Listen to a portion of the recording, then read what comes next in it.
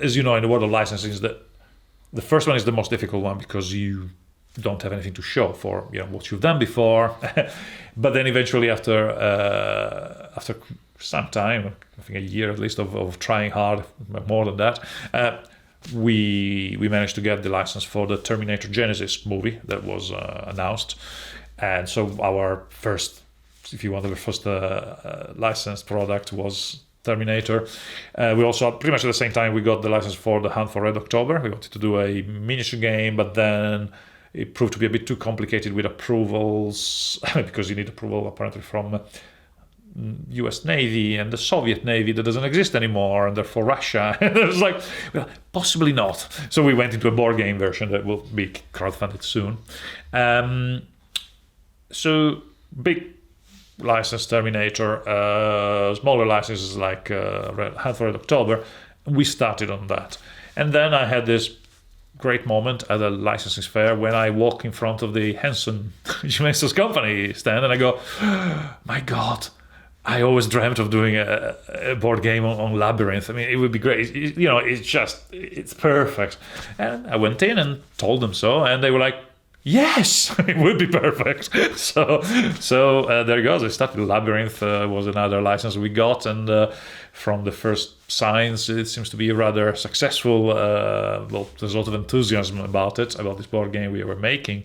So very excited to be working on Labyrinth, even though sadly David Bowie passed away during the process, which, it was sad because, being said, of course it is sad, but it was sad from my personal point of view because I was kind of harboring the thought that I might have, got to meet him maybe because of the game, maybe, and of course that's not going to be.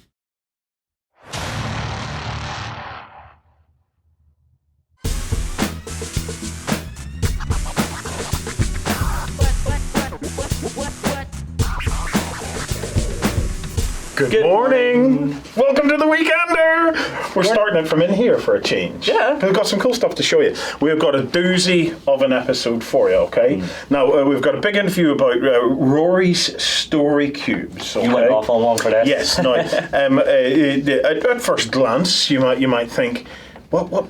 These are things I see in a bookshop or something like that. Mm-hmm. But stay tuned. If you're into your narrative gaming, or you have little ones or interact with folk, just stay tuned to it. Basically, I call them Dungeon Master training devices. Yes, they are good. Watch for that. Right. We've got some winners to announce before we show some stuff off, yeah? We do. So in last week's show, we had 4 Steam copies of Talisman, the Horus Heresy, up for grabs, and we picked our winners. So, Our first winner is Phil Aussie Goody from Facebook. Congratulations, mate. Our second winner's from YouTube, and that's Warpheads. Our third winner is Lewis Crown. You're also from Facebook. Congratulations, mate. Come across to beastofwar.com. There's a drop down that says contact us, and there's a claim your prize form. And our last winner? Our last winner is Duster from Beasts of War. So, as Justin says, hit that claim a prize form and get in contact. Right. You guys also were at Lock and Load for the full reveal of War Machine Mark III. It was glorious. I loved it. We also had some prizes given away. If you haven't checked that out, there will be a link in the show notes. Go and check it out, because we even have the first Mark III demo game, battle report, included in that. You had videoed parts of it or stuff like that, yeah? It came out in 4 parts. Mm-hmm. So we had deployment where we were talking about the changes and stuff coming through. That we then went through turn 1, changes in the turn 2, the guys were starting to get into the tactics of it, and turn 3, they went for the kill. Okay. It was beautiful. If you want to check that out, be sure to go and check over the live blog that we did at Lock and Load. But we also had a prize. Yes. And what was the prize? We had a prize including a Scorn Agonizer plushie, so it's a little War Beast cuddly toy. So we've given away a cuddly toy on Beast of War now, which I'm quite happy about. That's kind of cool. That's a milestone. Yeah. Yep. We also had a Privateer Press pin starter set. So you got a nice Privateer lanyard and the 4 old Warcasters from the older battle boxes as a set of pins. And we then had 2 exclusive miniatures that you were able to get at the event. Okay. Now, our winner, drumroll please, M. Still from beastofwar.com. Congratulations, you are a winner. Lovely. Right, last piece of news is we have, we're working with Warlord Games, so the Battle for Xylos global campaign has launched. There is a supplement, a kind of like a campaign supplement book available that kind of coincides with it, but if you don't have the book, don't panic, you can still join in the campaign. It's split over 6 episodes. So this is episodical, this campaign, as a different format, and each episode will launch each week, and each episode will build on the last, and the results of one episode will affect the next episode. It actually gets a little bit deeper than that, because once you start to get in towards the middle of the campaign, results from the current first episode and its whatever position it's in at that time can also have an effect. So there's lots of areas that you can play in and lots that you can do. Now, I like the idea that it's not just, oh, they won this episode, so therefore we can do nothing about it. You can actually go back and actually start to drag things back. Yeah, because later on you might be able to get your faction to still I like have an this idea. effect on that. I like it. Right, we have a couple of cool things to show off to you guys. Yes. First up is this beautiful gaming mat. Probably the best gaming mat I have seen to date. I am in love with this one. It's called the Forges of Mars. It is a limited edition, okay? It's from GameMat.eu. And the interesting thing about this particular game mat is that it was created by a guy called Johan Shepach, I think Shepaz? is it? Yeah, I'm sorry if I butchered your name. I do that. But anyway, he was the artist behind Deus Ex Ooh, lovely. and Rise of the Tomb Raider. Nice. So this is a guy who making textures and things. It's part of his life. Yeah. And you can absolutely see it in that. The moment I saw this and saw the resolution of this mat, I was in love. Absolutely in love. He just gets it. He just absolutely gets it. The details and stuff are beautiful. Warren, I'm going to put you on the spot here. Yeah. First game you think to play off on this gaming mat? I think so many. I absolutely want to get a game of 40k on this. Let me show you something why. If I quickly go over here, these landing pads were just built for Valkyries. Lovely. I think it absolutely just fits. I could also easily see Infinity being played on this. Speaking of Infinity, there's one thing I want to actually get out and see if it fits on this table. So, some of you may remember this from a while back whenever we did the Infinity Bootcamp. Yes. So, I want to see how this fits on here. This is going to be fun. So, don't tear the set apart. Right. So you're going to go for it. This is the Tower of Doom. It'll be interesting to see if I don't fall face first onto the table. Yeah, let me give you another component of it. Oh.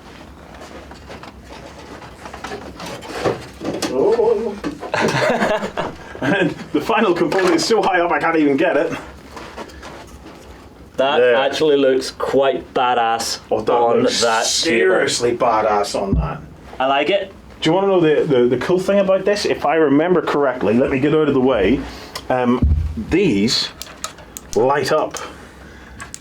So this is made of Dead Zone terrain. If you've never seen the Dead Zone terrain, you've been living under a rock. But this was a kind of like a tag match death arena type thing. Yeah, this is the broadcasting tower. Yeah, this was our drop-down broadcasting tower, which just looks fantastic on that table. I like it. It absolutely fits with that. We may have to get that overall set dug out again. Anyway, so there is only 1,500 of these. It is a web exclusive by the guys over at GameMat.eu, and it is a limited edition, and each one is numbered. I think this was 93. So nice. If you fancy it, get stuck in. The details, beautiful, absolutely beautiful, lovely gaming mat. One component of this mat you may have missed, Warren. Over here. Oh! You can actually see there's a docking bay opening up and a tank is coming up from the underground facility. Yeah. Which is very, very nice. It's a lovely little detail like that just really sets mats like this off. It is really well done. Yeah. It is really well done. Right, move that off. Got something else interesting to show you. Let me move this out of the way. Right, just let me do this bit by bit. Oh! Okay, so now that this is rolled up, the other thing that we got through, which was very interesting this week, is these from Manor House Workshop. So let's quickly lay these out. I'll pass them over to you, Justin. Yeah, I'll see if I can sort them out, because there is a specific way I've noticed some of these go together, because if you look here, you can actually see there's sort of a cobblestone design here that actually matches up really well at that point. Yeah. So they're kind of resin gaming tiles by Manor House Workshop. Don't look at me, look at the tiles, look at the tiles. I think these were done, these guys did some beautiful European buildings on Indiegogo in the past. This stuff is coming to Kickstarter very soon, from what I believe. And they've designed them to create, abbey ruins, but they also have ones for rivers, town streets, which is what these are.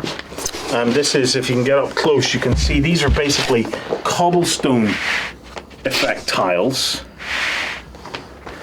Now, I was having a discussion with Lloyd earlier about these.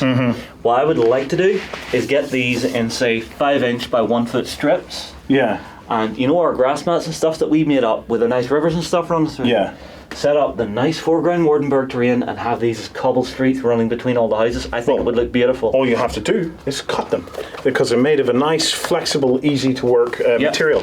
In fact, I'm not sure what resin this is, because you guys can feed back. We haven't touched any of these with paints or anything yet, so we're maybe going to do a parts to painted series on these, where we'll go in and paint them up so as we can get a look at them and see what they look like all painted up.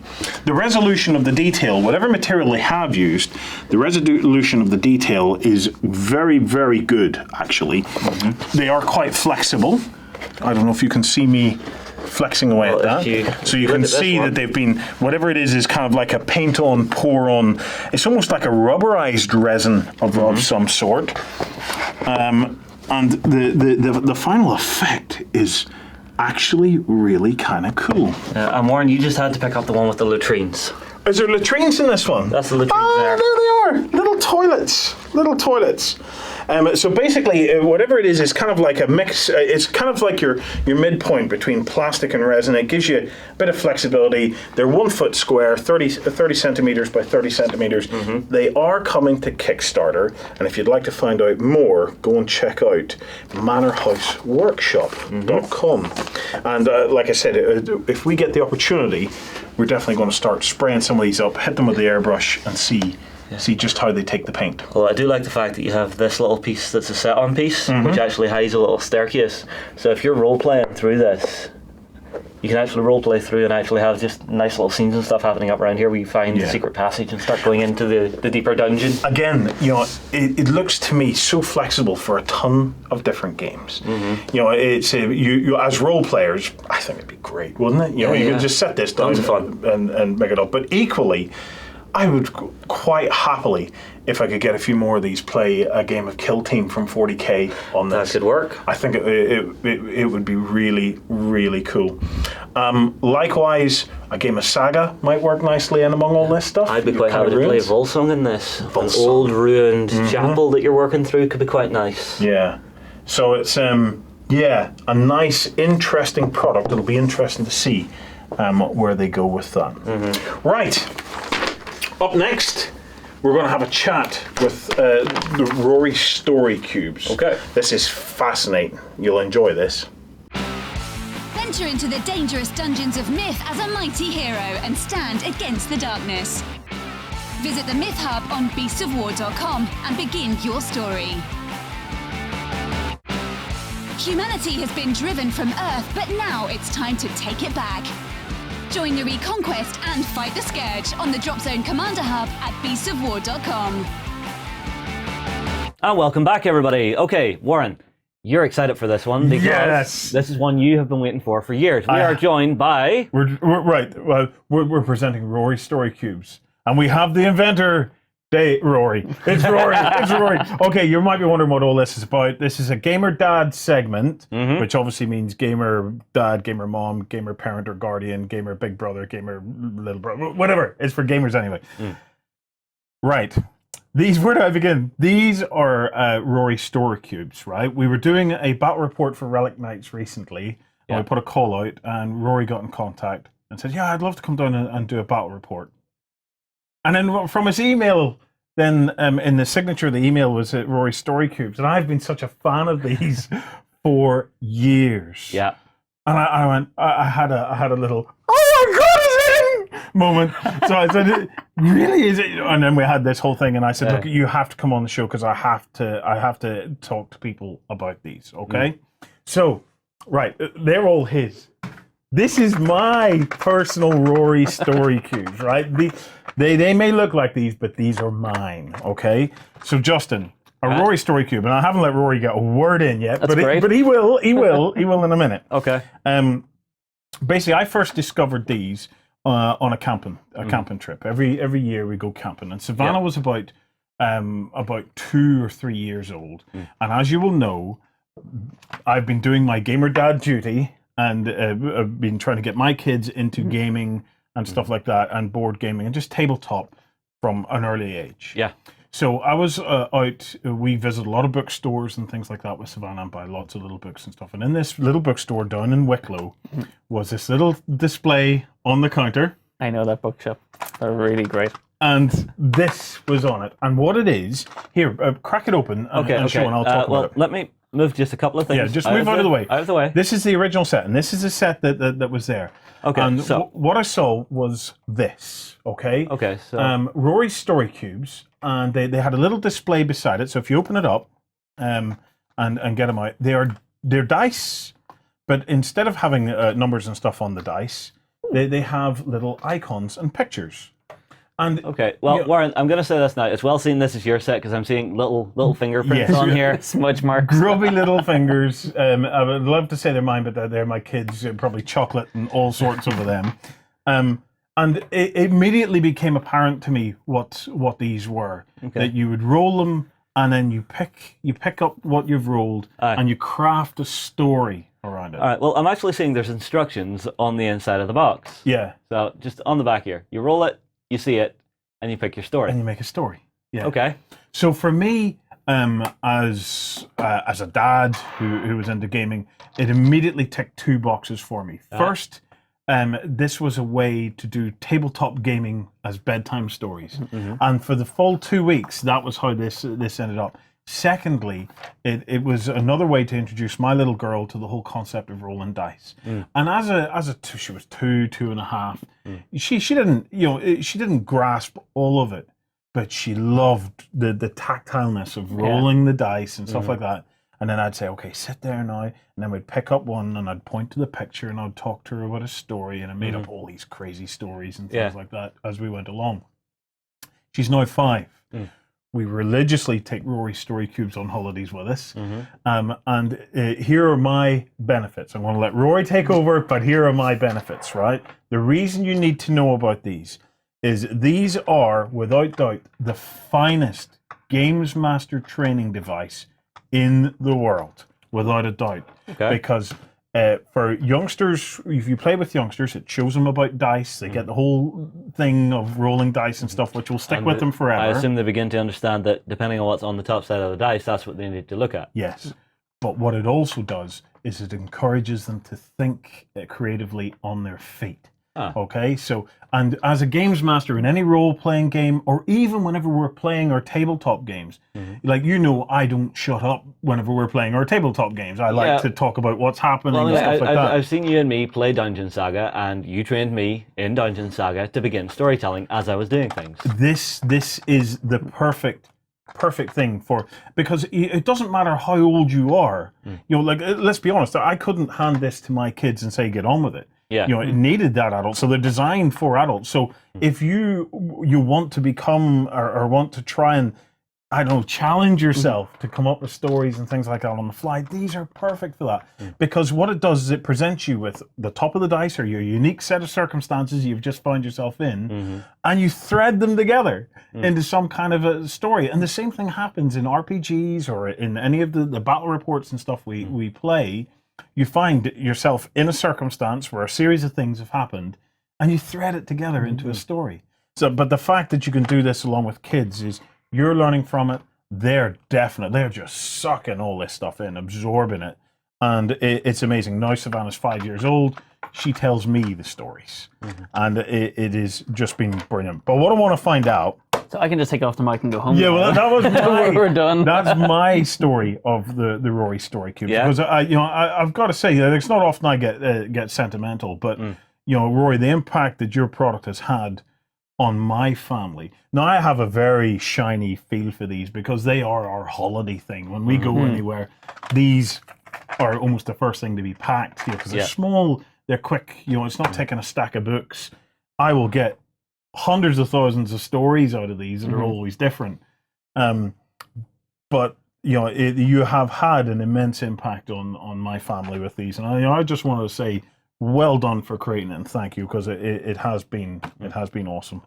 I don't get fluffy that often about this kind of stuff. Are you Well, capturing you're all this? always fluffy. Right. You're always fluffy. You're always looking for the narrative angle, and this is the ultimate narrative. Yeah, well, I angle. mean fluffy. I mean all soft and gooey in this Okay, instance. it's okay. Sorry. Sorry, I'm a gamer. Right. I hear fluff. I think story. Yeah. Okay, so that's enough of my rambling about this. Rory, can you tell us the story of where these came from? And obviously, it's expanded greatly since the pack that I bought.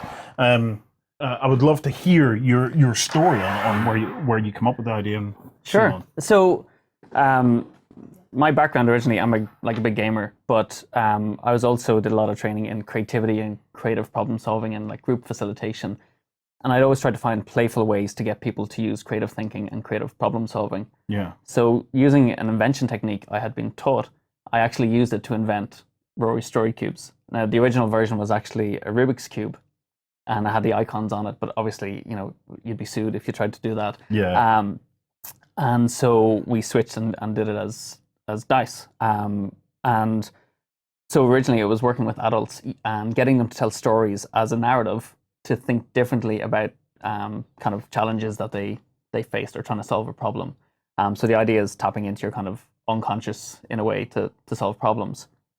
But very quickly what was happening was like my friends, kids were coming home from school and saying, "Oh, I brought it into school to help me with my essay writing and my teacher loves it." And then another friend came back and said, "Oh, I was with a family.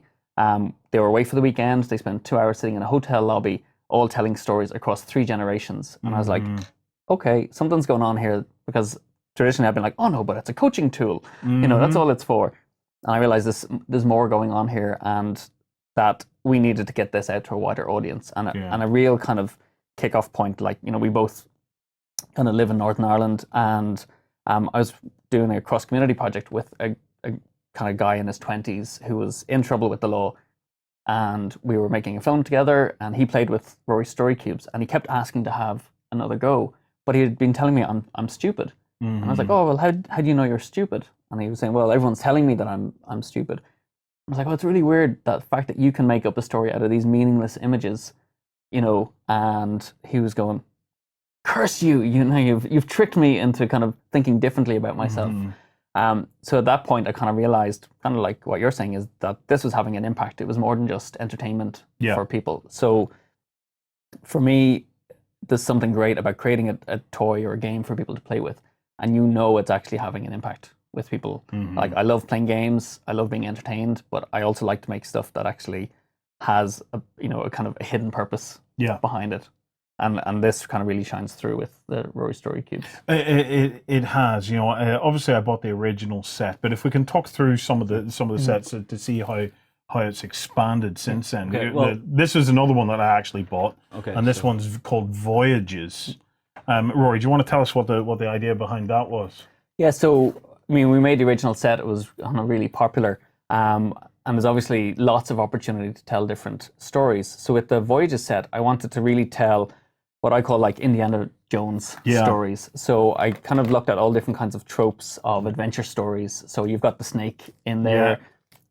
You've got the kind of ancient artifact. You've got the cave. Holy Grails in there as well. Yes. It's great. And then you've got things like a circus tent or an old kind of Japanese shrine as well. So the idea is that this set takes you all over the world and has different kinds of adventures and encounters. And that's kind of, each set then basically follows a different theme or trope. So we've been trying to go beyond.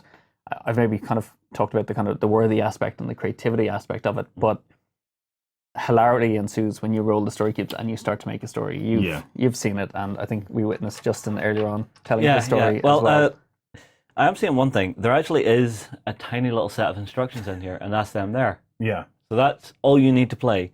Is Just you don't even need instructions. Seriously, man. I could hand. all right. I could hand most people this. Yeah. And say roll them and look at what you see and make up a story. And you'll just get it. Like even in the name, story cubes, it just was so obvious what they were. Now, after Voyages, you have some others. You have these wee kind of three sets. Yeah. Well, I'll grab this one first. Okay, Because it's the last of the 9 sets. So this one's, what is it? Action? So this is Actions, and this set we created really because we were seeing Rory Story Cubes being used to help with language and multiple international languages. There was a school like in England that had 23 different languages in the school. So we kind of created this set to help introduce verbs into the storytelling. Yeah. So it's a slight sidetrack from the thematic aspect of it. But this set is amazing when you mix it in with any of the other sets because of all the action verbs. It kind of drives the story forward. Right, yeah. And then if you want to start putting the little 3 ones under there. So I'll grab 4 of them here to start. So this is the... Oh, I like this one. Say hello to the Intergalactic. So this lets you start to tell a space story. Yeah. I can't help but sing the Beastie Boys song whenever I read this title.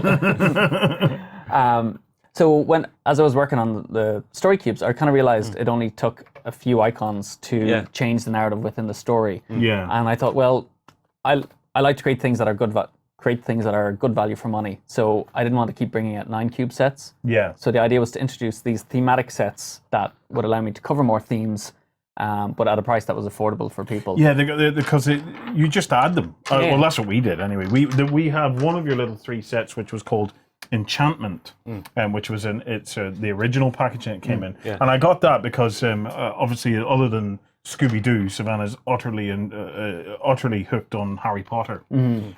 So that was a kind of a method for us to start exploring the kind of enchantment of fairies and things like that. And we just added in either to the Voyages deck or Voyages, what do you call it? Handful? What is it?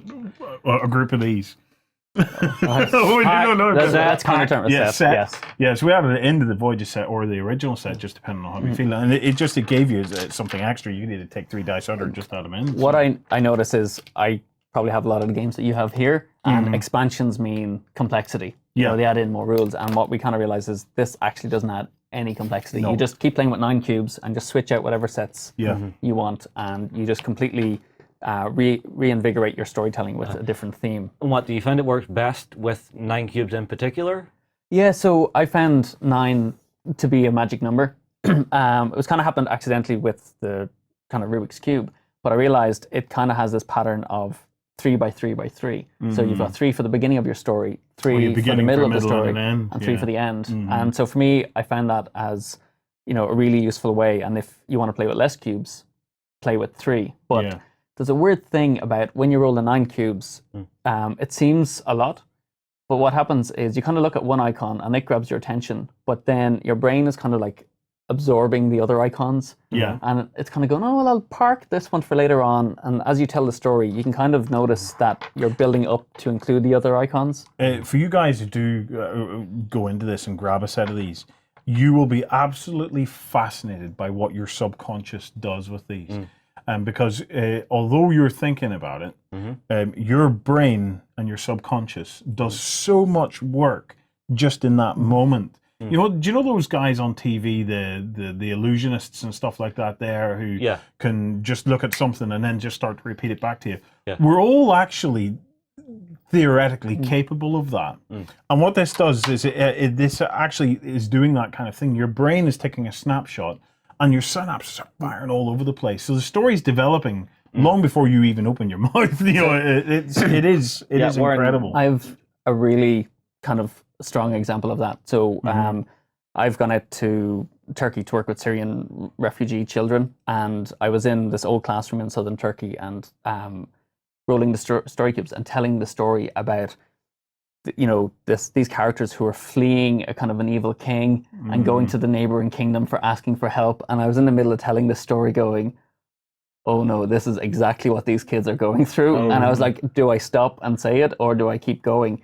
And it was really strange because I didn't set out to tell that story, but as I was looking at the cubes, it just kind of that was the story that was there. Yeah, really strange. It is really really interesting, and it's also interesting because year one in the tent, I was telling the story.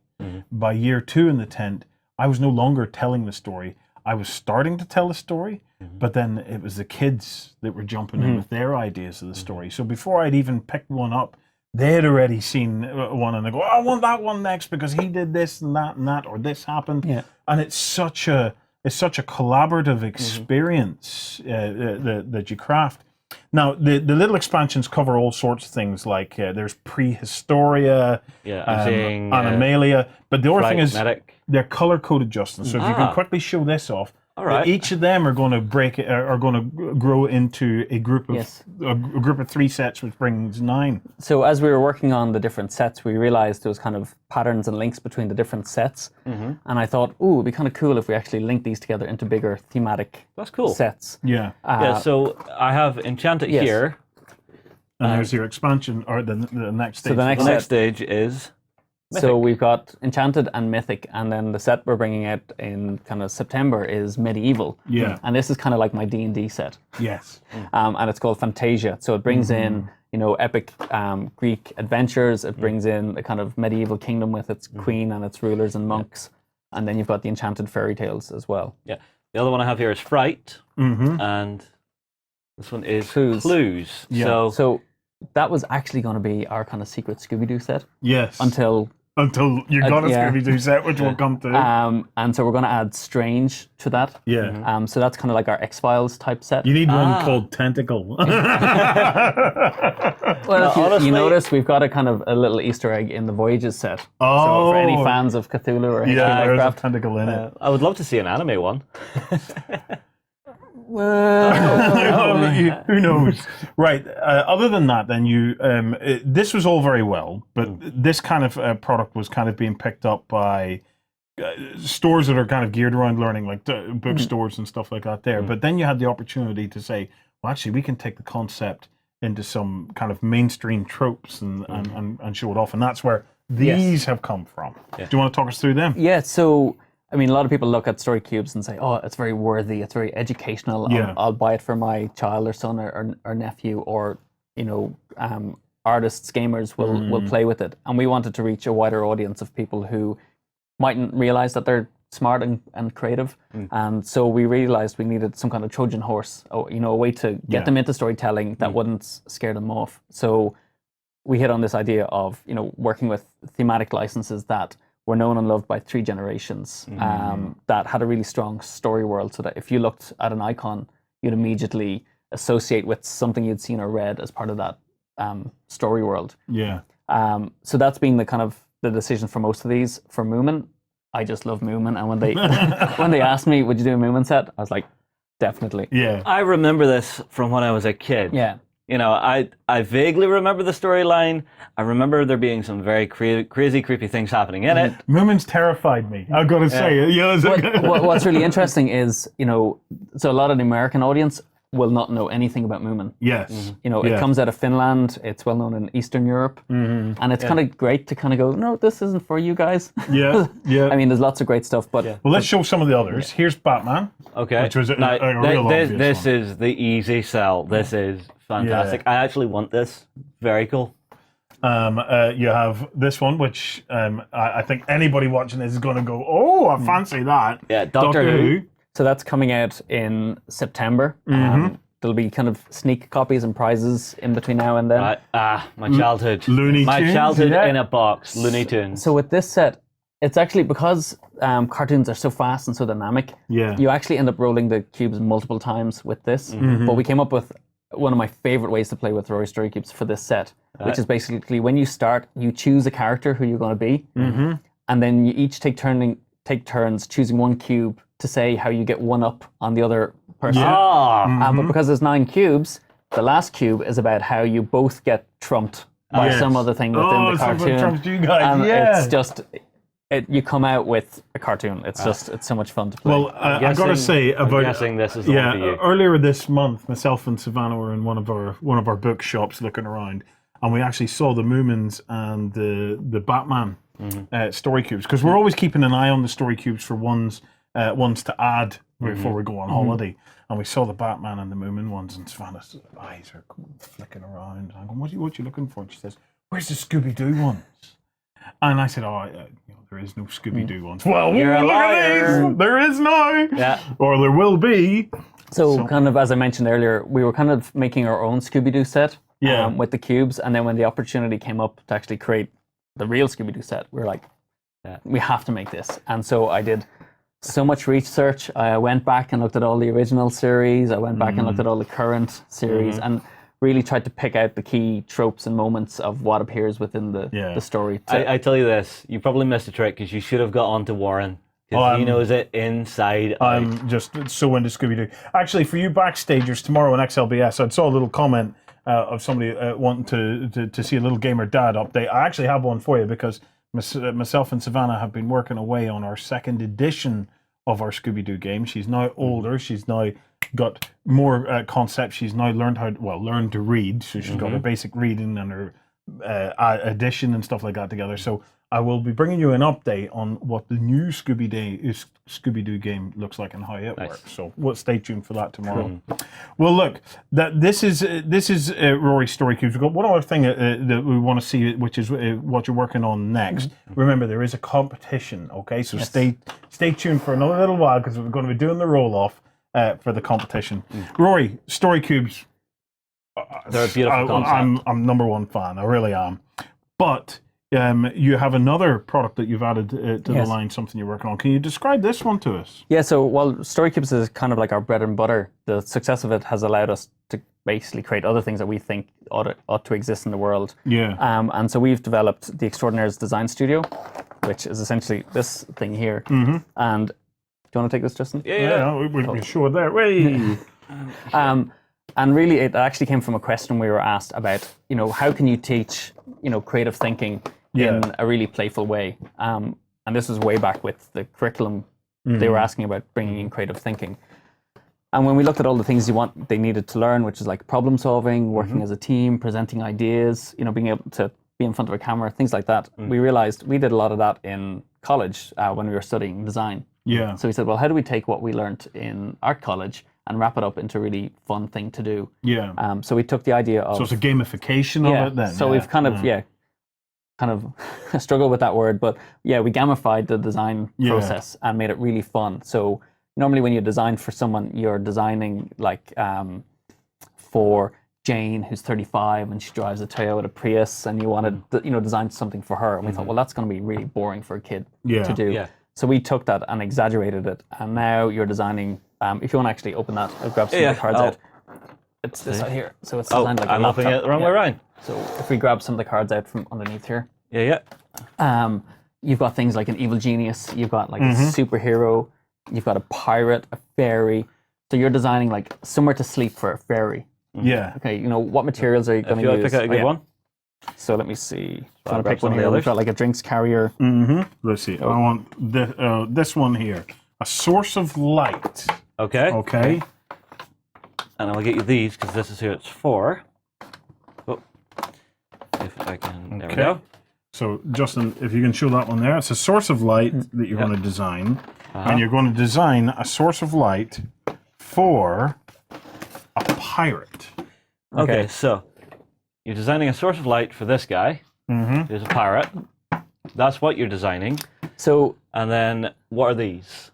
I'll explain them in just a second because there's already loads of stuff going on here. Okay. If you want to cut the camera. Okay, so this is like your profile of the pirate. So there's lots of clues about his life and his world. You can see he's got a hook hand, he's got an eye patch, so he's kind of got physical disabilities. He spends a lot of time at sea. And then if you flip, each card is double-sided, so it kind of tells like a story about their life. You can see he lives under different weather conditions as well, so it's not all sunny sailing. But then when he's not off pillaging and plundering, he runs a pet store with all the exotic animals that he picks up along the way. Yeah. And then we see this kind of detail, which is where he really struggles with some basic things as well. So you've got lots of clues in here about, his life and world and what he might need. Then the project card gives you clues about what a source of light might be. So it's not just a torch. It could be some kind of giant light source, like a lighthouse. Yeah, or there's a lamp or a fish with a light on it. So you can start with that, but we say a good designer asks lots of questions. Yeah. So we have these think cards that break design down into a 3-step process. So you do your research to figure out what they need, why they need it. Design is all about the materials, how it's going to work, how it's going to function. And then improve is about going back and making your idea better. And this, especially with kids in particular, this is really important because you'll say with your kids when you say, that's a really nice drawing. Can you do anything, to improve it? And like, no, it's perfect. So this idea says, well, no, a designer will always go back and try to make it better. And it's just incredible to see the imagination of people when they play with this. So it's kind of like, story cubes. You're trying to unlock people's imagination, but also develop empathy. So because you're really designing for other people. And I mean, with this, what's kind of fun is the more you play with it, the more you get to know your particular pirate or your evil genius. Yeah. So when you go back to invent another source of light, you'll be like, oh yeah, well, he's got the kind of, the angular fishophone, light. Now I'm going to design something different to complement it. So you never kind of run out of things to make with it. The key word there is empathy, though, isn't it? Really, because it's to design anything, you have to be able to put yourself in the shoes of what you're designing for. And the fact that the characters are, he calls them extraordinaires. They are extraordinary characters. It unlocks a kid's ability to think big or to think whatever way they want. You're not confining them by saying, you've got to build a birdhouse for a budgie or something. Well, it actually reminds me of whenever I was in primary school. We were set a class project, right? Which was to design a game or a toy for the primary 2, so the year below us. I missed the point. If I had done something... No, I don't believe you. No, let me explain.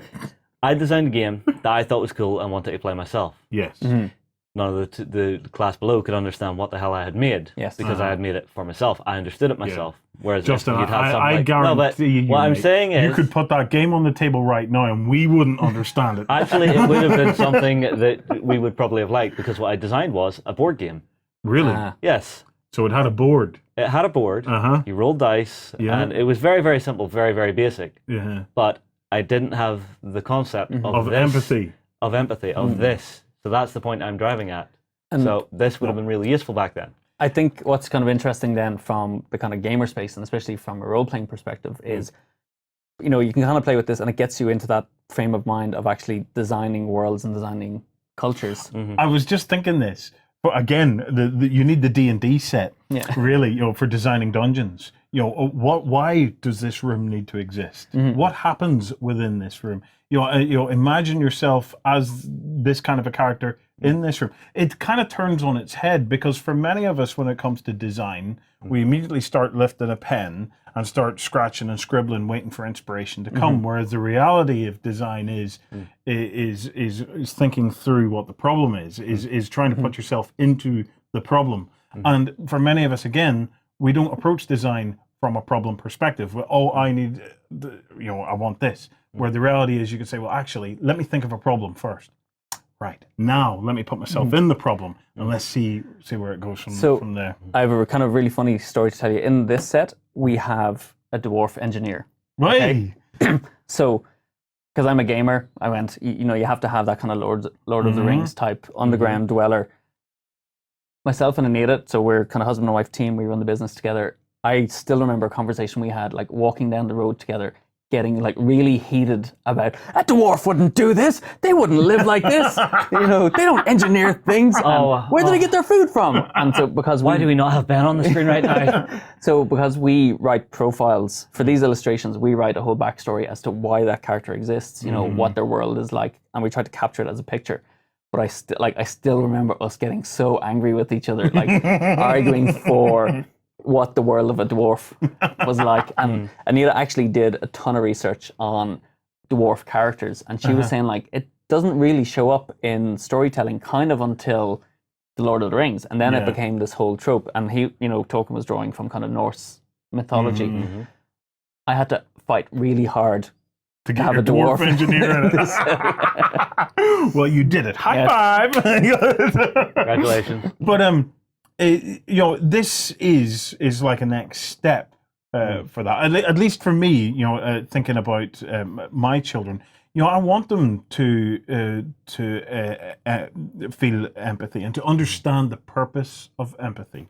Empathy is a tricky one. Many of us don't empathize. I didn't really start to learn about empathy until I met Andrea, who has drummed it into me daily since. So, but it is such an important tool that not only for gaming, like all of these. I look at it from a gaming perspective because I want my kids and stuff to have fun. But what I'm actually doing is I'm trying to do another Trojan horse on top of his Trojan horse in preparing them for life. Yeah. Preparing them to be able to think on their feet. Preparing them to be able to solve problems. Yeah, well, Warren, whenever you were first doing your Scooby-Doo game, the most impressive thing I saw come out of that? You taught Savannah to add and subtract and read the numbers on dice. Yes. Without her ever realizing it. She before never she was realized she was school. being taught anything. Yeah, And before she was even in school, she was fit to do those equations. And she already had that skill that she got Yeah. there, which I thought was fantastic. And it is about basics. Now, you've shown us 2 of the cards, okay? Yes. So they get to know the character, okay? They get to know the problem that they're trying to solve for the character, but we do have this. What Yes. are these then? So as I was saying, if you want to take them, the think cards are basically where we've broken design down into that 3-step process. So you answer these questions to help you come up with ideas for your design.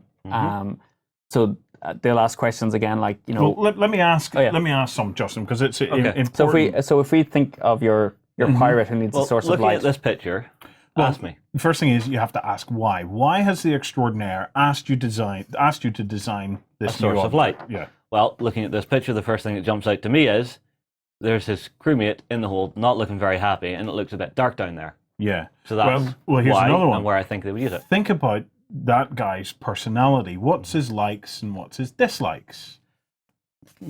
Plundering and pillaging. But I guarantee you, if I had set you down without these cards, you wouldn't have thought about his personality. No. No, because neither would I. It's No, getting you I to would think have about it thought in different flatly ways. about his needs. When might he be using this kind of object, When and what he's- else might he be doing at the same time?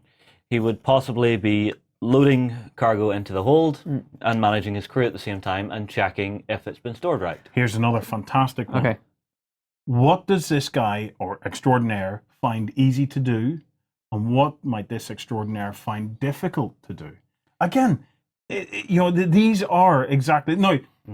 This is anybody in the design industry will be going, oh, well, yeah, it's been like this for a long time, but it's about the packaging of it to turn it into a Well, game. it's one of the other key features of this little product. So if I open this up again, and it's something I really like about it, whenever you open this up, if I can get this onto camera, you can see everything's laid out in a specific place. Yeah. So you've got, okay, what you're trying to make, who your extraordinaire is, and the question that you're being asked right now. Tell you what it is. does- It's perfect for the back of the car, isn't it? well, Yeah, I mean, like, you can sit your kid down with this and say, okay, sit with that. There's the question.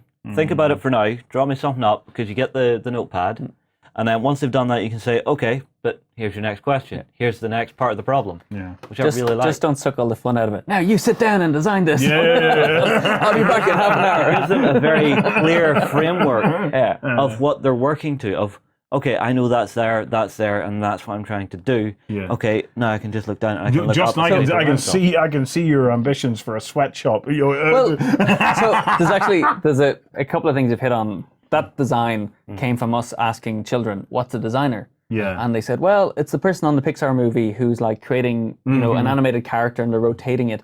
But they said it's also those people sitting in coffee shops working on their laptops. Yeah. So we thought, well, if they want to feel like a designer, we need to make it feel like, So this look like folds that. up and feels The like a same, laptop. the same thing is, I don't know if you used to draw as a kid, but for me, I'd be sitting at the kitchen table drawing, and my mum would be like, "Rory, it's dinner time. Would you Pack it tidy up." off the whole Yeah, table?" yeah, You're like, yeah. but I'm in the middle of something. So the idea with that is you can just close it, take Set it it with you, aside, Yeah. come done. back. Yeah, very, very great little design. The other thing about the sweatshop, so we joke about accidental inventors. So the idea is that by designing something for the pirate, in doing it, you kind of look at it and go, oh, hang on, if I tweak this here and tweak this here, I'll actually have something that could become a real product. And we've seen the seeds of that happen with kids, and it's like, you just got to give them that nudge to go that step. Yeah, the further. entrepreneur in them Yeah. can start to fire up. Yeah. And if you can, if you can unlock that ability in your kids, who knows where it'll take them. Yeah. Now, you've got other form factors of this. Yeah. Do you want to talk us through them? Yes, very quickly. So this is like the kind of first edition Yeah. of the game. This still exists. yes, You can still yeah. get this. Yeah. So none of these are superseding this. No. This is all part of a family of product. Right. Okay. It kind of depends on what you want. So Yeah. this is the first set, and then because of the price point, people are saying we love this, but we'd like to be able to give it as a gift to somebody else. Yeah. And this is kind of a bit too expensive, as a kind of birthday like gift. Santa, Christmas box type Yeah. stuff. Yeah. Okay. So birthday present for your kid or for your team. So we've got design studios that use this, and then these are what we call the iPad version of it. So if you want to take them, Justin. So if I grab one of these. Um, So you've got two variants of this. So what we did was we took. Inventions and take your hand off it. Oh, Building. Buildings. Sorry. Yeah. So these are like the iPad version. Can I open one to have a look at it? Yes, sure. Yeah.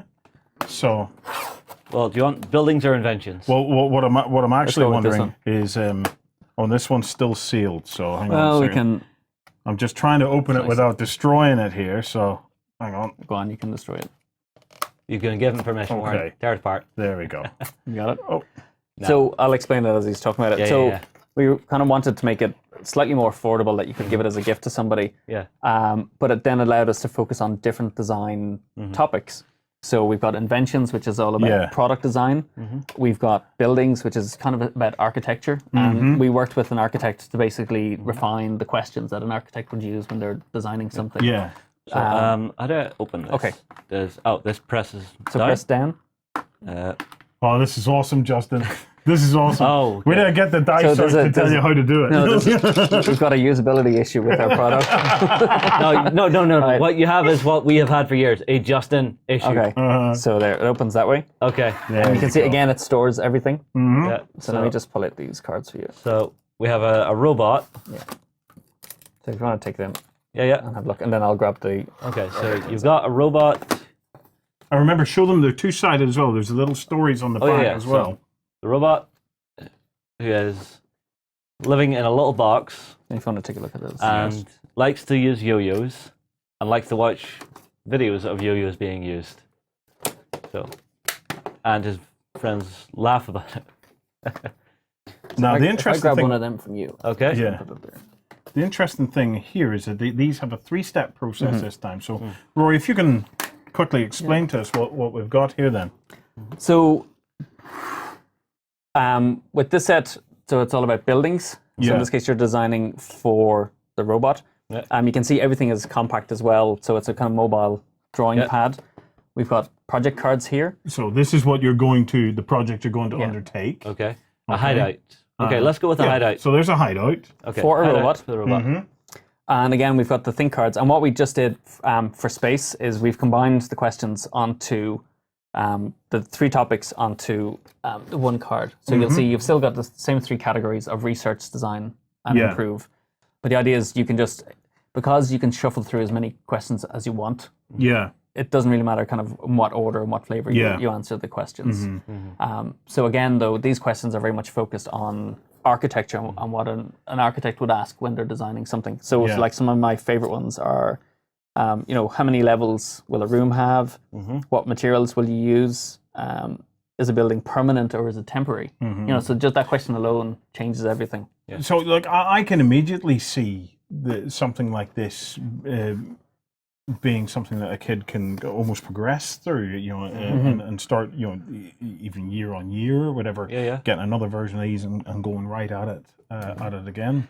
And It's kind a of really like great creative tool. and like story cubes is everything is interchangeable. So Yeah. you could take a building and design it for any character from the kind of core set. And same with the So you can projects. build up all of the characters, all of the projects, And kind of that's where this one comes in then. yeah. is- So this is the pro version Yeah. then, yeah. So, and basically I'll kind of if you just Shut this rotate open. that, yeah. Yeah, well, Don't if get the card. this should fit. So, Okay. there we go. Design Studio Pro. And that basically has got everything in it that we've ever made. Yeah. This was created for Barnes & Noble in particular, but it's available to buy kind of everywhere now. it was designed really for that kind of teenager who wants to become A a designer. Yeah. But we also have like a lot of teachers who are using it for like STEM and STEAM, which is really, really big in the US in particular at the moment. Some of the key differences are we've got this 100-page guide that basically captures all of our thought process and gives you clues and extra questions to ask about each extraordinaire. You've got one of my kind of favorite extraordinaires on top there, which is the steampunk time traveler. Lovely, yeah. So the cool thing about her is you get to invent stuff for her from across time. So she Yeah. can kind of go anywhere. But you've also got the brass mechanical stuff. Again, the spy is one of my favorite. And the like werewolf, werewolf, if you flip him yeah. over, you'll see he's actually a hipster. Oh! Who has to kind of run and hide when the full moon comes. Yeah. And the Snow Queen, again, is... Oh, there he is. Warren, Yes. look at the image on this. There he is, yeah, awesome. So if That's you flip it beautiful. over. So the kind of unique thing about him is it's about designing for a community, not just himself, but also it's all about biomimicry. So Yeah. he's looking at the insects that live underground and he's trying to model his engineering designs. Yeah, based on and the insects. second image here, you'll see it, Warren. Yeah, That's beautiful. yeah. See if you can get a close-up of that. So it's... Yeah, I'll see how close I can get with this. So give me 1 second.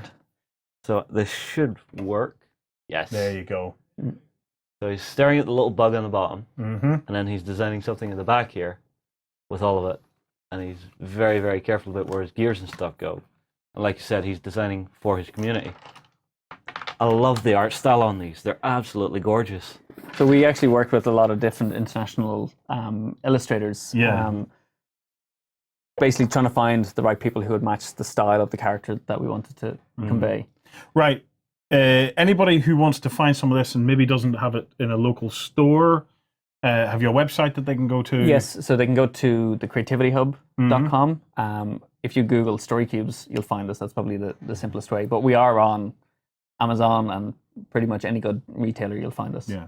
Well, like I said, for gamer guardians, as I'll call us, it really doesn't matter. From the age 2 right up to teenagers. There's something that if you want to try and introduce it into, into your family life, there's a ton. This is the first that I have seen of the Extraordinaires, and I'm absolutely going to be introducing Savannah to that. I just think it's great. Competition time. Yes. Right, very simple, right? 3 winners. We'll be picking 3 winners. Each winner can pick one of the Story Worlds. Story World sets, one of the 9 cube core sets, and one of the 3 cube expansion sets. Okay, so we will get in contact with you if you're a winner, and you'll be able to pick your sets. All you have to do, okay? Right. I'm going to make this easier. Okay, so I'm going to take 3 dice out. Okay. Oh no, you got to use the 9. Well, we'll use the 9. use Okay, the let's 9. go for it. Then. Right, we're going to roll these. We're going to roll them on the camera, and to enter the competition, you just write a very short 9-step story based on what you see. Aim here, And Warren. then we will pick from the entries at random. So I'm wondering, do we need to do a quick story so they get a feel for how it works? Yes, I think Justin should do a quick story.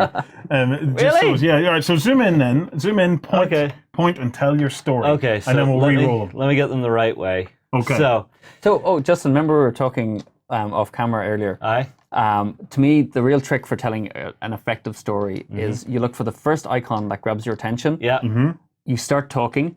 Yeah. And Yeah. you remember as a kid when you'd be running down a hill so fast that you had to keep running or you'd Yeah. fall Yeah, over? yeah. That's exactly how you tell a story. It's Okay. like you just got to run with it. So grab one, Justin. Grab one. Okay, I'm grab going one. to start with this one here. Okay, Okay. right, Okay. go for it.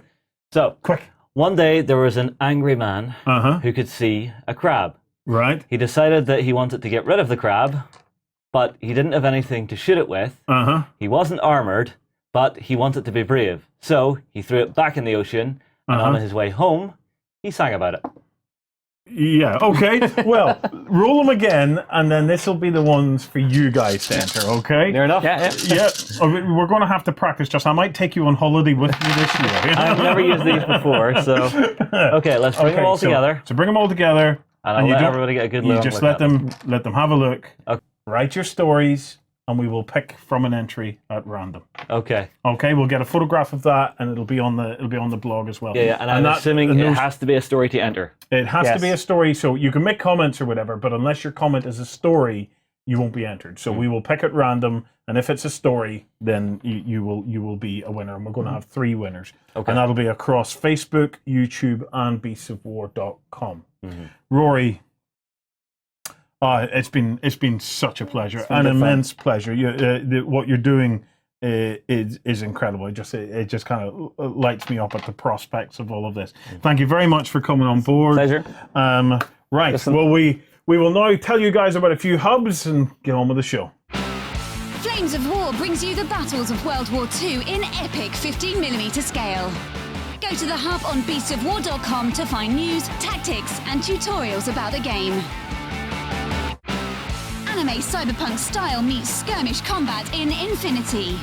Experience 8 high-tech factions and fight to control the human sphere at the Infinity Hub on beastsofwar.com. So, can you tell how in love I am with More than a Story little Cubes? bit, that's what I would say. More than a little bit. Yeah, I'm looking forward to seeing more. They are well worth a look, guys. I've got to say, for me, it's about training our next generation in on the fly narrative thinking. Yeah, you kind of put me on the spot there. It was just me going, Yeah, I'm gonna have to play these. Like I said, I'm gonna end up taking them on holiday with us. Yeah. Just so as I can sit them down. Here we go, Justin. Let's do some storytelling. On the topic of storytelling, Yes. it's time to finish out the show by letting Ben do some storytelling. Will I do the jingle? And tell us what the hell's going on in the world? Yeah. Okay, you Ben. always do that so well. Let's kick off. I think we've got some Antares stuff first to look at. Yeah, sure. So obviously with the campaign coming around the corner, we've also got some new releases on the way for Beyond the Gates of Antares, and these are some of the new aliens for the Isaurians in the game. These are the Sanra aliens. A fantastic new squad of very cool-looking and original aliens, which is really nice. Yep. Yeah, some very creepy things going on there with their sort of insectoid bodies and strange heads and stuff. I do like the gaping maw on that guy. Yes. I've got to say. But see, I kind of like the Isaurians in general simply because of how they're described in the background to Gates of Antares. Because, as you know, it had the big golden age, and then everybody sort of fell apart. The gates closed. Yeah.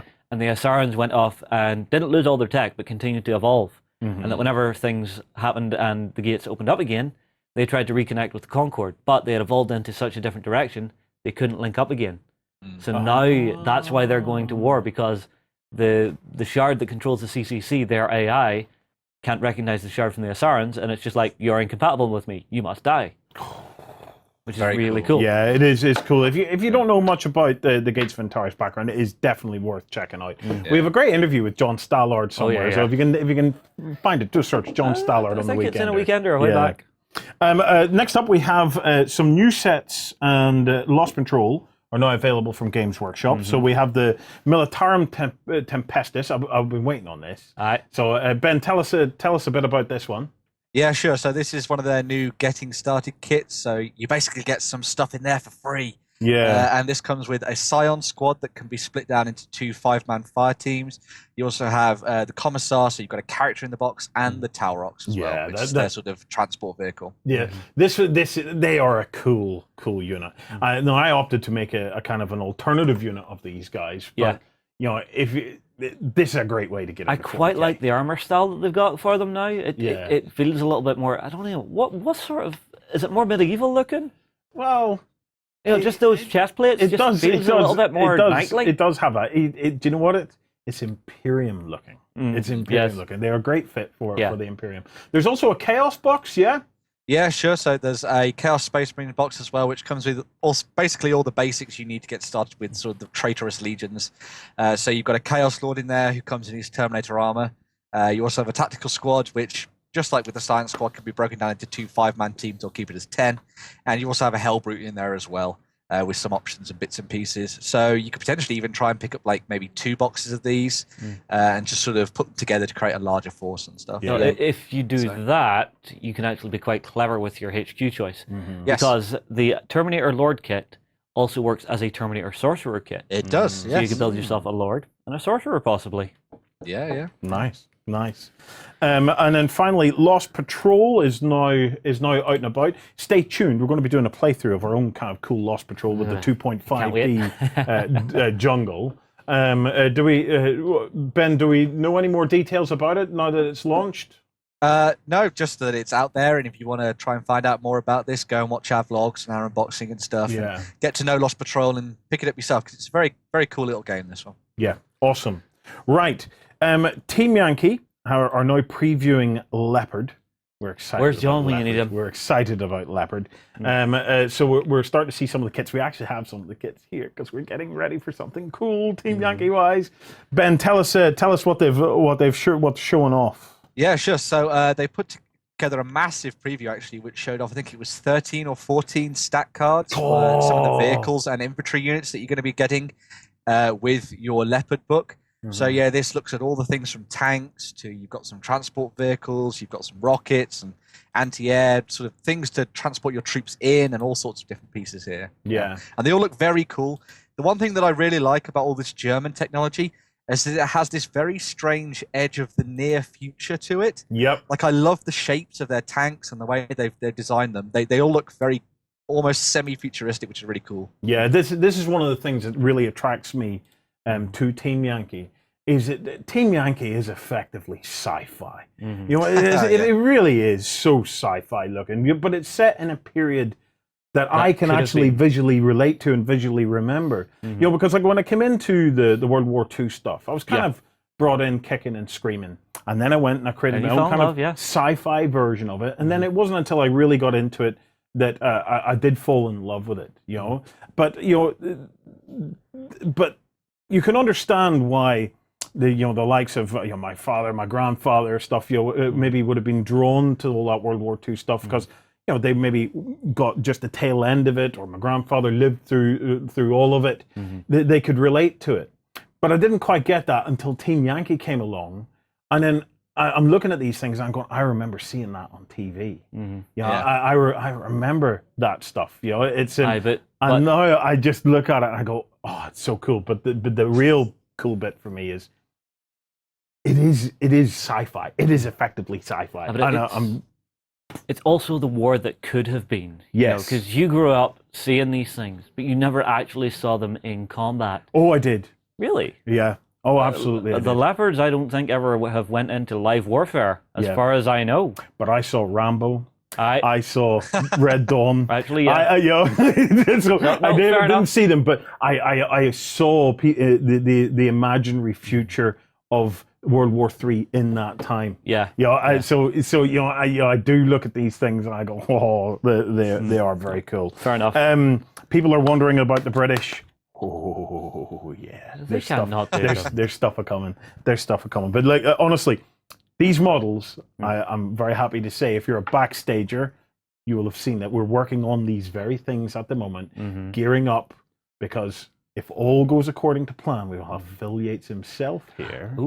To do some cool stuff. So. On the note about people maybe wanting to see this, we actually do have a 7-day free trial for our backstage. So if you're sneaky and you're really curious, you can nip across to beastofwar.com, take on the 7-day free trial, and actually get a look at what we're working for and what's coming up for Team Yankee. If you're sneaky and you're curious, and you're just a really good person who does the right thing and allows us to keep doing this, backstage is your thing.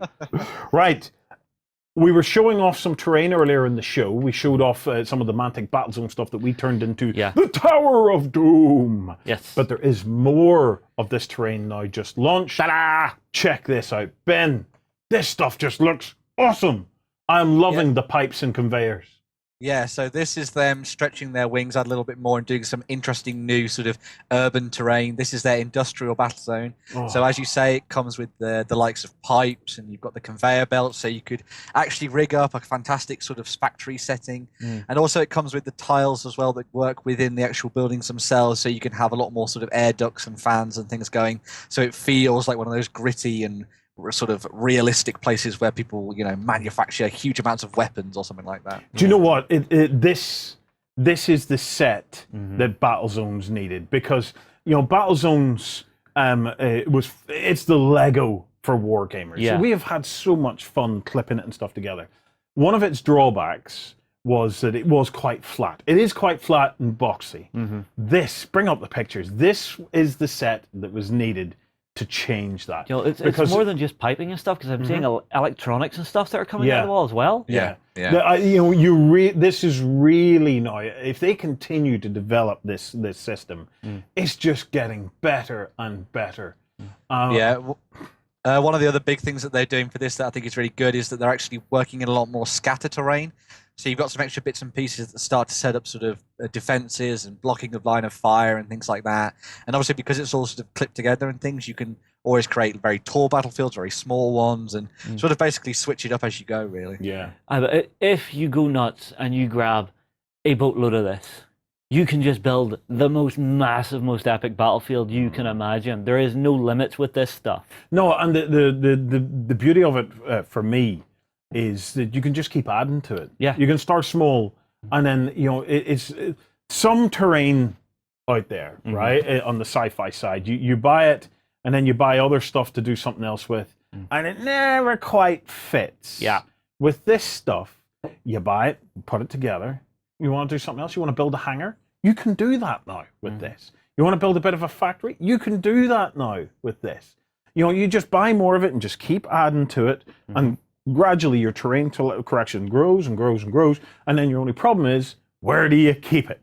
Now, yes, you could build it modular so you can actually kind of unclip it together again, but I wouldn't recommend it because I like the fact of being able to build it into pieces that it's less modular than maybe that it could be, but it's certainly a lot handier and quicker for setting it on a gaming table. I would just build it as board sections that then can slip in anywhere, because then you can change where those components are sitting down. Yeah. So maybe just build, and say an 8 cube square, and actually just go, okay, there's one, there's two, 8 cube square. You Maybe mean 4 8 by 8? I'd probably go 4 by 4. Yeah, So 4 4 and and 4 is what I Okay. mean. So 8 square. Mhm. Or is it? No, it would actually be 7, because you would lose the one on the corner. Whatever. Yeah, okay. 4 okay. on each side. I love confusing them in the Yeah. mornings. It's beautiful. Definitely worth checking out. Head on over to Mantic to get a look at some of that stuff. But I'm utterly convinced. I have been for a very long time by that terrain system. I will and it's just just getting better. I will just say that this train works really well within one of the expansions that they're working on at the moment, which is called XM4, and that's all about the story of how that world, which was very industrial, fell and became a dead zone at the hands of the vermin. And so obviously with all the pipes and things like that, you can create a really interesting sort of sickly and sort of sludgy tabletop and include the vermin in that and have them playing around on the top of the battlefield, and that'd be really, really cool. Okay, next up we have some new stuff for Bolsung. Yeah, which is I've been beautiful. excited about this. So we have Arthur Baskerville. Yes, now we actually unboxed him this very week. And We did. the great thing about him is he's a 2-bit mini.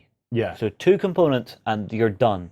And you get that. The paint job's done beautifully on him. Yeah. And in-game, he is very, very cool. So I'm sure you can guess which character he's sort of inspired from, yeah? Oh yeah, absolutely. Biggles. Sherlock Holmes. What? Sherlock Holmes. I'm only carrying on. Yeah, I know it's Sherlock Holmes. Does he not come with a dog? Yes, there is the Hound of the Baskerville. I'm not sure if it's in here, but we unboxed him with it. Uh-huh. And it has some specific rules that actually work alongside him. Okay. Who's our second character here, Ben? He's like a This little is the dwarf dude? gardener, isn't it? Yeah, so the next one up is the Gardener for the Ashen Oak Club, and obviously there had to be a dwarf somewhere in here. And it's very, very cool.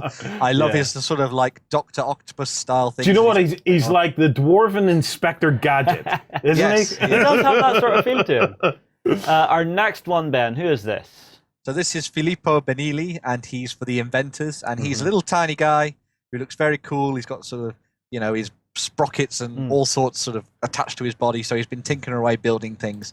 Really cool little model, and it's actually fantastic to see what they've done with all the fine details on these very small models, which is really cool. Actually, I remember whenever we had Lukash across here, we were actually talking about this little dude and some of his rules. He's a toy maker, so whenever he's down on the table, he has all these little clockwork toys and stuff that he can take as his henchmen and use them through the game, which is really, really cool. For some reason, when I look at him, I get the sense of a kind of almost like an anime character. I can see an anime built around a little character like this. You know, He has like the hair for it, definitely. Yeah. And then next up, Yes. No. Would you check this one out? So Ninja this Cats? this is Skyla, and this is Felicia Vendetta and the Ninja Cats. It's basically the basis for a Saturday morning cartoon, I think. yeah. Although I'm loving the little cat on the left because it's actually got a steampunk bionic leg on it. Yeah. That's really cool. The other one cool looks as thing if it's for- carrying a bomb. Yeah, sorry. The other cool thing for this with Felicia is that obviously she has 2 of the Ninja Cats with her in the set, but you can also buy separate packs of these. So I can see a lot of people just buying packs of cats and just sort of using them in their games of Volsung to sort of splatter around the tabletop. I'm going to have to ask Lance if he has uploaded a cat picture to our Facebook yet, because it will end up being the most liked picture. We did one as a test one time. Did we? I was utterly destroyed by the number of likes that it got. I was like, I can't believe this. It is the internet. We all love cats. We just have to apparently. get the cat pictures up. Yeah, Okay. well, I will have to see if I can get this in the studio and get it unboxed Yes. ASAP because it does look very cool. Absolutely right. To finish off the show, we have another piece of terrain to show. This is the new Gothic City buildings from Foreground. 28 mil Gothic City buildings. So check I these have out. a plan for these. I want to do a Berlin-esque bolt action table. Yeah. And I think it will look absolutely beautiful using this stuff. Now it's important to remember with the stuff they've been doing for the Gothic City range is that a lot of these are actually facades, so there's no interiors. Yeah. So just before you go out there and think, oh, fantastic, whatever. These are just facades, but that allows them to put a lot more extra detail into the outsides of their buildings and stuff like that. So as you'll see, they've done a lot of really nice work with the windows and the surrounds to them and the brickwork and things. And it means they can create some very interesting and very different buildings, so it feels almost like a living city, which is really cool, and I think that's something that they've done very well with this range. Yeah. And they've, just before you go too far there, Justin, they've added fire escapes to the range now as well, which is another great addition that you can stick onto the front of these buildings. I'm not actually too concerned that the insides aren't there, because for a lot of the games that we play, you don't really need the insides anyway. Yeah. So if it keeps the cost of them at a reasonable level, You see, what I might use this for is, do you remember a game, Ben, Pulp City, was it? With the heroes? Yeah. Playing that on something like this, because then you've got all those rooftops to be jumping Pulp to City and from. would work really cool on that. I think that's what they were going for when it came to the things like the fire escapes and stuff. It's so that you could get that level of sort of you could get up from the street level in the alleyways, fighting there against the bad guys, up onto the roofs, running between them and things like that. I think it'd be really cool for a very dynamic battlefield. You're all right. Yeah. Very cool. Very, very cool. Okay, finally they have the power generator, which is for their sci-fi range. That's the Jezeri. And this is the 28 mil version. I think there's another picture there possibly as well. No, I think that's the last one there. Okie dokie. But those do look really cool, and they're a nice little set-on piece of terrain to add a little bit more flavour to your battlefield. Yeah. Yeah, I mean, the way that I was viewing this is that you could potentially use these to sort of denote objectives and things like that. So you have these set around the board, and maybe one fire team's got to go around and try and shut them down and take them out, and while the other ones are trying to protect them. It'd be very good for something like Anvil Industries stuff that they've been doing with Afterlife. I think that'd be really cool to try and use it in that sense and stuff. Okay, well, that wraps us up. Can I just say that tomorrow in XLBS, I'm going to be showing off my game hacking kit, which is a bits and pieces that I have been gathering up that allow me to hack games. So what is this? And build games. I'm going to talk about Scooby-Doo 2.0. Right, if so any there's of you a little bit of backstage, Gamer Dad too as well, yeah? There's a bit of Gamer Dad in this. I've been playing a homemade Scooby-Doo game for a number of years, and now myself and my little girl are getting together building the second edition of it now that she's able to read and starting to do her sums and stuff like that. But I'm using it as an opportunity to show off a game hacking kit. Must-have tools for anybody in gaming to allow them to hack the game to their own cool way. Right, You'll enjoy this. Yeah, You will enjoy this. We'll discuss it tomorrow morning. But I think for today, we're going to call it for the Weekender. Guys, thank you very much for spending your Saturday morning along with us. And if you want some more of it, we have another show tomorrow called the XLBS. So the Weekender, XLBS, across on beastsofwar.com. Beasts of War Backstage is essentially just a little paid subscription that helps us keep the lights on, keep everybody running and fed, and everyone happy. Without it, we couldn't exist. So come across and join us. Everyone fed? That's okay, yeah, everyone fed. Yeah. Hang on a second. That was really cheeky. Of course. Right, anyway, guys, we'll see you tomorrow morning. Come across and join us. Have a great weekend. See you later, guys.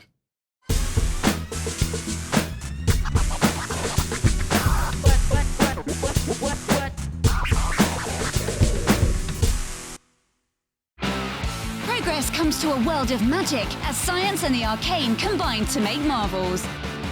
Meet steampunk inventors and orc mystics at the Volsung Hub on beastsofwar.com. Keep your blaster handy, the West is a dangerous place.